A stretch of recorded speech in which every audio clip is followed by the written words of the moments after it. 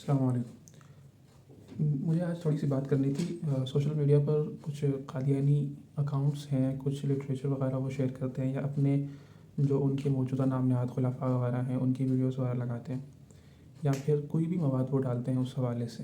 تو اس پر ہمارا رد عمل کیا ہونا چاہیے، ہمارا ریئیکشن کیا ہونا چاہیے؟ تو میں نے دیکھا ہے کہ بہت سے ہمارے جو سنی مسلمان ہیں، وہ اہل سنت والجماعت کے کوئی بھی فرقے کے وہ ہوں، یہ تو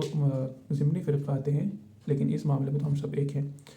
تو وہ یہاں پر کچھ ان کو کمنٹس کر رہے ہوتے ہیں، جس کے اندر اگرچہ ان کو برا بھلا کہہ رہے ہوتے ہیں، کچھ گالیاں دے رہے ہوتے ہیں، کچھ کوئی بھی بات کر رہے ہوتے ہیں، لیکن ان کو اس سے فرق نہیں پڑتا، کیونکہ ان کا مقصد ہی یہ ہوتا ہے، کیونکہ جب آپ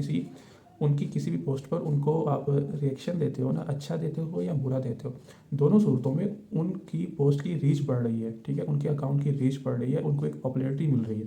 تو آپ کو کرنا صرف یہ ہے کہ آپ نے ان کی اس پوسٹ پر ایک تو فل اگنور کرنا ہے، دوسرا کام یہ کرنا ہے کہ آپ نے اس کو رپورٹ کرنا ہے، بری سے بری طرح رپورٹ کرنا ہے، جس حد تک اس کو ہو سکے آپ نے رپورٹ کرنا ہے۔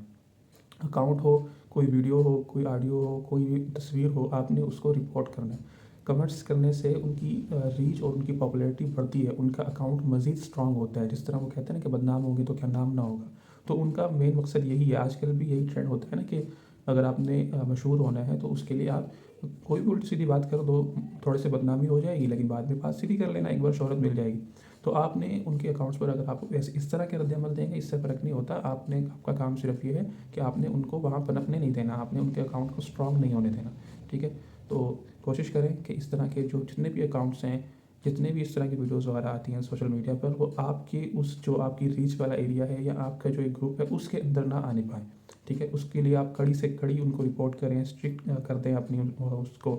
سیکورٹی وغیرہ کو اس حوالے سے۔ تو آخر میں صرف میں یہی کہوں گا کہ تاج تاریخ ختم نبوت زندہ باد۔ السلام علیکم۔